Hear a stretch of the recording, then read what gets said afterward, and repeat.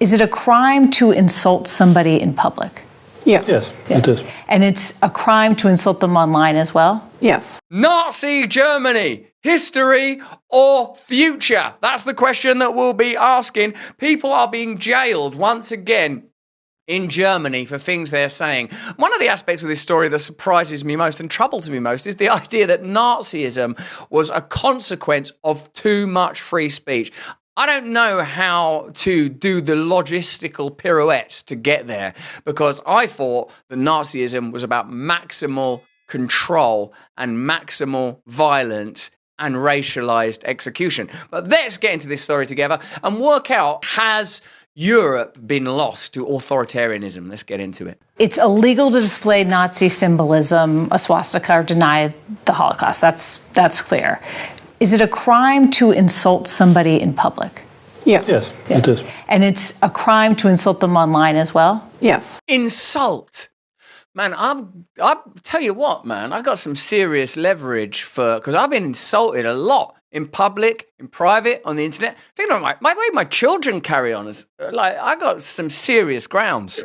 The fine could be even higher if you insult someone in the internet. Why? Because in internet, it stays there. You insulted me! You insulted me right in the internet! Which is what I call my anus. If we are talking here face to face, you insult me, I insult you, okay, finish. But if you're in the internet, if I insult you or a politician... That sticks around forever. Yeah. You insulted me on the internet. That's there for eternity now. Almost as if there is some dimension that is outside of time. Some eternal principle. Accessible through the moment. And you insulted me in it.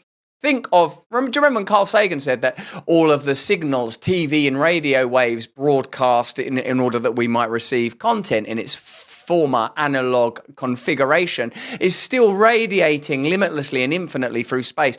Once you've accepted that, is it not easy to experience a kind of karmic idea of atemporality, that everything you've ever said, everything you've ever done, it's all out there forever? In a sense, the internet is just a lapidary, binary inscription of our conduct. Let us be good. Let us be beautiful together. Now, let us not yield to centralized authority and give them that role of adjudication. What is their adjudication based on? What are the principles they're governing within and towards? It just seems to me that they continually look for opportunities to impose authority while claiming it's to help you or to help some other vulnerable group. Let me know in the comments and chat if you agree with that. The prosecutors explain German law also prohibits the spread of malicious gossip. Oh my God, I'm moving to that place because I've been subject to malicious gossip, rumours. They've also outlawed skullduggery and tomfoolery and tit-for-tat claptrap. All outlawed under Germany. What's not outlawed is putting people in jail for stuff they've said. Violent threats and fake quotes. Fake quotes. I believe it was George Bernard Shaw that said, "You can't touch this. You're going to jail, motherfucker!" If somebody posts something that's not true, and then somebody else reposts it or likes it, are they committing a crime? Yeah, in the case of reposting, it is a crime as well, because... Oh my God, they're telling you everything's a crime now. Everything's a crime. Reposting's a crime. Do I like so you might go, that, and that's a crime. But would you argue, oh yeah, but whoever pressed the bomb that facilitated the decimation of Nagasaki only really did that? Yeah, but it's much worse though, isn't it, to blow up a whole city full of people and eradicate them, rather than just, I do quite like Kanye West. The reader can't distinguish whether you just invented this or just reposted it. That's the same for us. That's the troubling notion, if you ask me. The reader, they can't discern.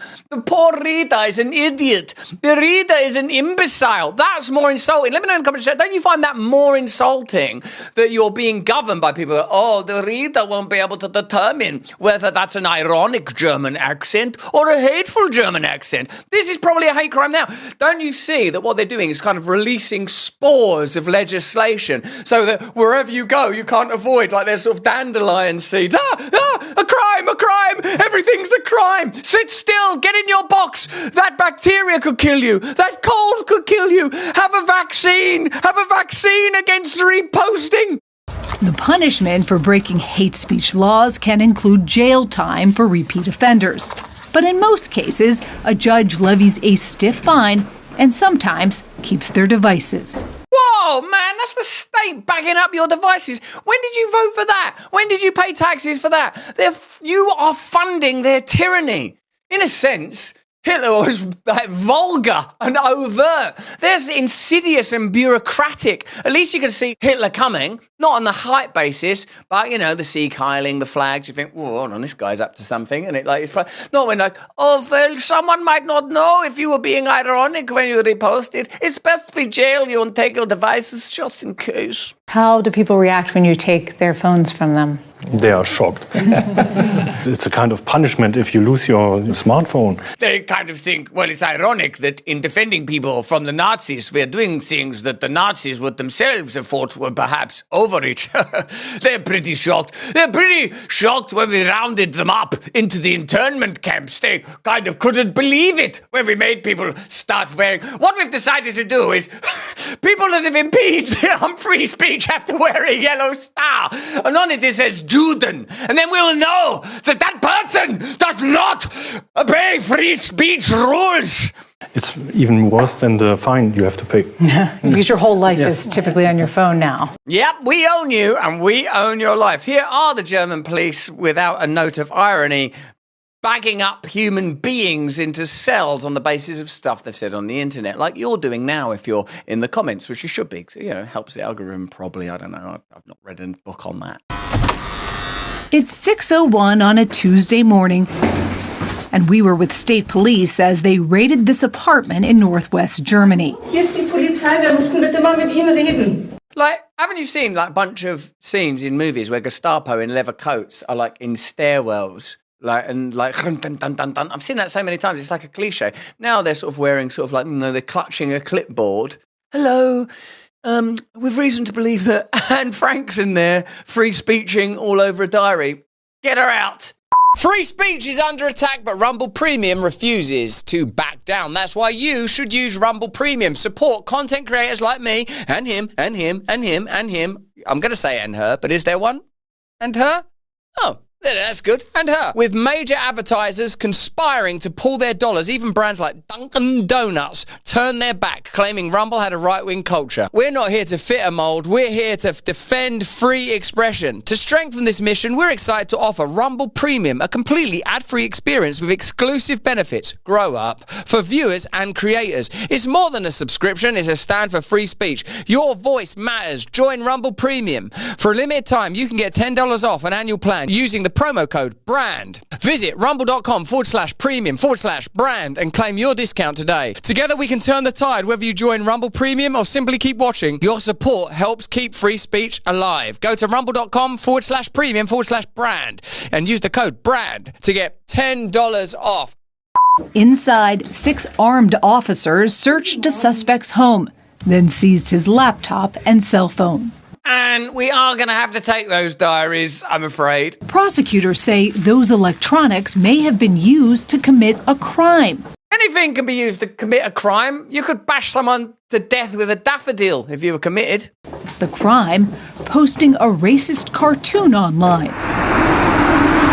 At the exact same time across Germany, more than 50 similar raids played out. Part of what prosecutors say is a coordinated effort to curb online hate speech in Germany. We've got to curb it. We have got to curb online hate. Online hate speech is bad, isn't it? We all know that. Of course it's bad. Like if you post a racist cartoon, that's not a good thing to do. You sort of know that, don't you? Don't do it.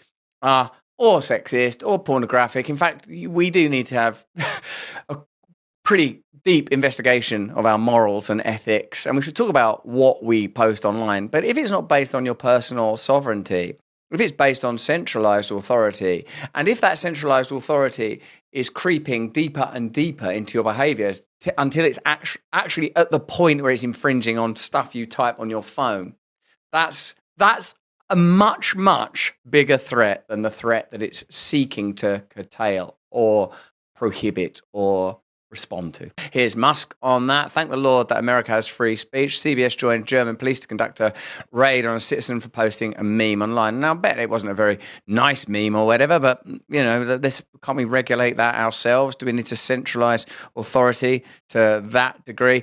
No, what we need is to set up hate aid. Hate aid sounds like you're aiding hate. The criticism that, this feels like the surveillance that Germany conducted 80 years ago. How do you respond to that? There is no surveillance. Josephine Ballon is a CEO of Hate Aid, a Berlin-based human rights organization. Just because you're named after a balloon, that doesn't mean you're fun or friendly. Neither does it mean you can be full of hot air. That supports victims of online violence. Victims of online violence. I know you could probably find an example of no, look, this all happened online, it was really bad. But what about all them people that got really cancelled early on? I'm not even talking about famous people, like some woman saying some sort of slightly off-key thing on an aeroplane. Do you remember that? And by the time she landed, everyone had destroyed her life. Isn't this kind of mob mentality more of a fierce and ferocious threat? The fact that people like doing it, don't they? People like it. You have to remember, if you've ever been the subject of that kind of mob mentality, and I have, you recognise that it's people like forming packs and hunting, but we're being kind of civilized out of that sort of behavior. So when people are legitimately able to form a circle and stone a victim, we're doing the right thing because that person, is a racist or a rapist or what is it that they are? Yeah, can we invent a crime? Can we release spores into every corner of public life so that everything's a crime? And then if we feel like we want to vent or destroy someone, we can. And we can feel good while we're doing it. This isn't mob mentality. This isn't violence. We aren't the baddies, are we, Hans? Are we the baddies? In the United States, a lot of people look at this and say this is restricting free speech. It's a threat to democracy. Free speech needs boundaries. Who's imposing them boundaries? Who's imposing them? Because isn't that that's everybody says that. That's Hitler. We need boundaries. Here's the boundary where this racial group's finished, this sexual group's finished, these disabled people. Who do you trust to impose those boundaries? Oh, well, the people that you voted for and gave an electoral mandate. What if they changed their policy while they're in government? What if they incrementally increase their control? There ain't no mandate around absolute principles like free speech unless you start getting rid of the idea that there's a God and then you can kind of do what you want because the only authority is ultimately the authority of violence. That's what they're seemingly arguing against while simultaneously implementing. And in the case of Germany, these boundaries are part of our constitution. Without boundaries, a very small group of people can rely on endless freedom to say anything that they want. Free speech, endless freedom to say anything they want, unless that in itself becomes a crime, it's like I'm going to kill you, or why don't we kill this person, or burn that thing down. That we've already got crimes for that. Don't pretend you're helping. It's authoritarianism. You are the thing you hate. The thing you are accusing people of is the thing that you are doing. It's so sort of beautifully Jungian and perfect. Such an obvious and evident expression of shadow forces, nefarious forces, dark, non-carnal powers, spiritual dark power being expressed in the most mundane way. Of course it has to be mundane. If they made it interesting, like Hitler did, you'd notice it. It's like, bloody hell, this is interesting. This guy's dressed up pretty crazy. Not this time. It's Mrs. Balloon coming out to tell you that there are boundaries and limitations on your free speech. While everyone else is scared and intimidated. And your fear is that if people are freely attacked online, that they'll withdraw from the discussion. This is not only a fear, it's already taking place. Already half of the internet users in Germany are afraid to express their political opinion, and they rarely participate in public debates online anymore. Half of the internet users. Oh no, people aren't participating on public debates on the internet. Shall we start jailing people?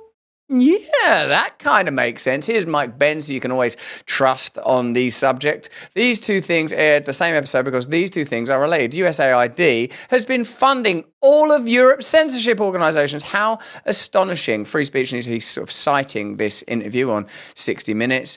How brilliant what's this? Christina Dry, who was fired in the USAID shutdown. Yeah, I remember when she cropped up. 12 days ago, people knew where their next paycheck was coming from. They knew how they were going to pay their kids' daycare, their medical bills, and it's gone overnight. Yeah, USAID is a way of masking imperialist projects that advance state control. So at least we can say, amidst this complexity, that it's a good thing that that's been shut down.